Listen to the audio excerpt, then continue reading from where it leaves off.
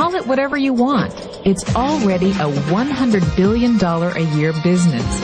A business that you can do part-time or full-time and can be started at home with no large capital outlay, low overhead, no employees, and no special business expertise or technical skills. A business that allows you to work your hours for your goals. A business that offers time freedom, financial freedom, and a franchise-like, step-by-step business plan. And according to most experts, a home-based business offers incredible tax advantages. It's an automated way to make money on the internet. So, how does it work? And why would you share it with somebody? This is exactly how this works. All right. So you've got these big Fortune 500 companies, household names, companies with household names, right, that they have a lot of money allocated to advertising. And you see this every day. You turn on your TV, you see advertising. You turn on the radio, you hear advertising. Print magazines, all this stuff. Well, these companies have big advertising budgets and they allocate it in different places. One of the places that they allocate it is to the internet. They have a large portion of their budget set aside to advertise online. And so what I did was I went to them and I said, look, would you pay me to advertise for you? Would you pay me if I send you a customer? And they said, yeah, it made sense. Think about it. They pay me only if I send them a customer. It's results-oriented. Right. It's performance-based. It made a lot of sense to them. Instead of paying to be seen, they're paying for customers, right? So they allocate a large portion of their budget to advertising this way. And what I do is I go promote these companies. I don't have to work against them. I don't have to build a business and try to compete with these monster companies. I work with them. They've already got it going. Right. I'm helping them. I send them customers, and in turn, they send me a check. They pay me for sending them customers. So they're elated. You know, when they get a new customer, they're excited. They don't mind paying me. If you can change your outlook, change some of your values, and change your rules, you'll find there's a whole other set of rules out there that are more conducive for people who want to be rich. The story of Rich Dad, Poor Dad is really a story of two different fathers with two different sets of values and completely different sets of advice. So I don't mean to insult anybody or, you know, to damage your values, but really that was the difference. For example, my poor dad always said, you know, go to school, get good grades, get a high-paying job, work hard, live below your means, save money, get out of debt, have a good retirement plan. And that was my poor dad's values. My rich dad said, you probably won't get rich doing that way because very few people get rich following that plan. But you thought saving money made you money. If you take a look at this 40-year run on the dollar is designed economically to lose money every single year. So why would you save something that loses money every year? And what this means for somebody on retirement plans is that after you retire, the value of your dollar goes down and your cost of living keeps going up. To my rich dad, that was bad advice and made no sense. Again, it was different value. The important diagram my rich dad showed me when I was a little boy was a diagram known as a cash flow quadrant. And the quadrant is made up of the four different people who make up the world of business. So my rich dad said, in the world of business, there's E's. And E's stand for employees. An employee, he says, you can always tell who they are by their core values. And what the employee, whether the president or the janitor of the company, will always say the same words. The words are, I'm looking for a safe, secure job with benefits. That's what makes them an employee, because their core values are security.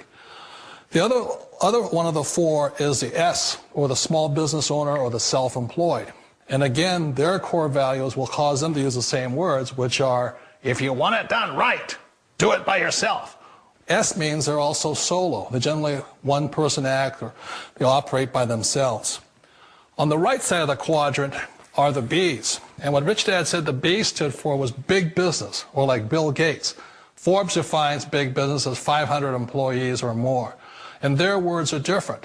They say, I'm looking for a good system, a good network, and the smartest people I know to help run my business. So they're unlike the S. They don't want to run the company by themselves. They want smart people to run their companies for them. And then the fourth of the quadrant is the I, and I stands for investor. These are people who have money work hard for them. These people are people who have people work hard for them. And these are the people that work hard for the rich here. So early on in my life, it was my poor dad who always said to me, you know, Robert, go to school and get a high-paying job. And so my poor dad's core value was to be an employee. He wanted job security, promotions, a steady paycheck, and all this. And so it was my rich dad who said to me, he says, you know, Robert, if you really want to be rich, learn to build businesses. It made more sense to him to work hard to build a business, something you owned and something you could pass on for generation to generation to your kids. Whereas my poor dad said work hard, but my rich dad said, why would you work hard for something you'll never own and you can get fired from right away? Again, that was the difference in values. So my rich dad suggested I learn how to be a business owner and learn how to be an investor. And that's one of the big differences. On this side of the quadrant, these people here work for security. They work for money also. On this side over here, their key value that they want is they want freedom. They don't want to have to work at a job anymore. They don't want to have to work for the rest of their lives. So the beauty of building a business and learning how to invest is very simply that this is passive income. You work hard for a few years, but possibly for the rest of your life, income keeps flowing to you. Of all the businesses out there, which type do you choose? One of the reasons I consider a direct selling business a perfect business is very simply because the company will work with you to get the business skills that make you rich. Always remember that it's not money that makes you rich, it's business skills. And that's why it's a perfect business. They'll take as long as you like to get the skills to make the money. And that's a lifetime skill thing. The other part about it is the low startup cost. You know, where else can you get in for under $500 and get these skills? For people who want to make the shift over to the B quadrant, which is what I would recommend for people, one of the beauties of a network marketing company is that you can do that for a very low price. And that's why I talk to people about considering network marketing. If you're to build a Microsoft, it would take you hundreds of millions of dollars. But a network marketing company allows you to start at a very low rate.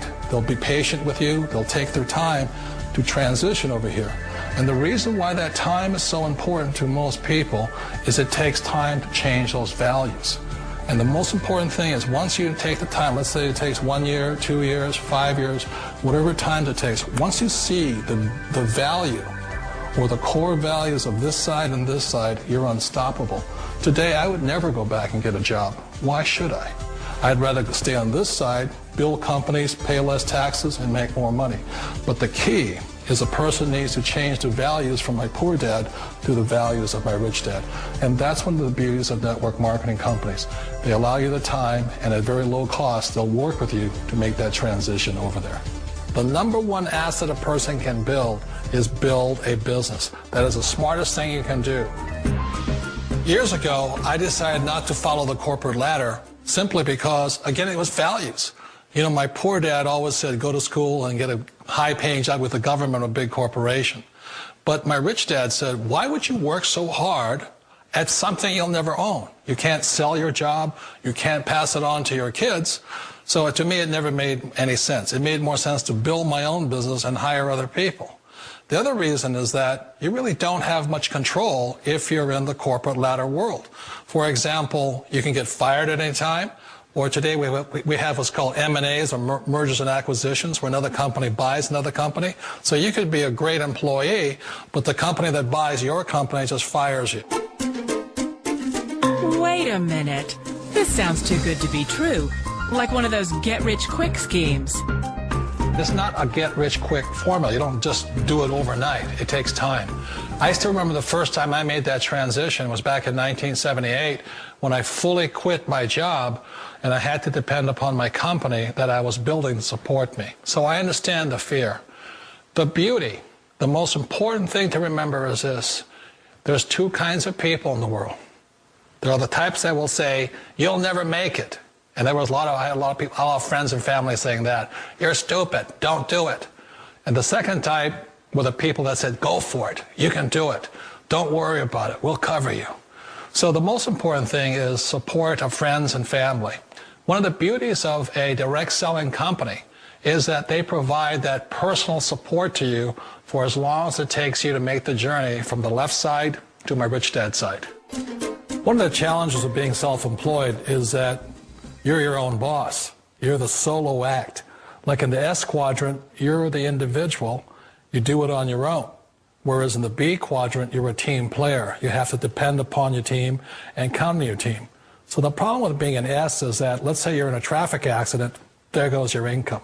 And let's say you get older and you haven't set enough money aside to retire on, that means you'll probably have to work for the rest of your life because you don't have anybody else to fall back on, not a team to count on. So one of the problems with the S, although most people say it's most satisfying of all work, it is a solo act, and you're totally on your own. Personally, I'd rather be a member of a team. If they can count on me and I can count on them. We all know the world has changed, but sometimes the hardest thing to change is ourselves. And being an old guy, I sort of know the older I get, I sometimes get more set in my ways. And I think that's one of the things that a direct selling business offers people, why it's the perfect business. They allow you to take your time to make the mental, emotional, and physical changes required to move from the left side to the rich dad side.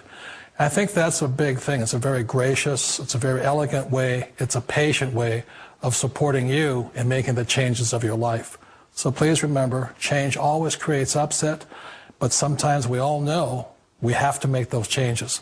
And if you know it's time for you to make that change, then the perfect business may be a direct selling business for you.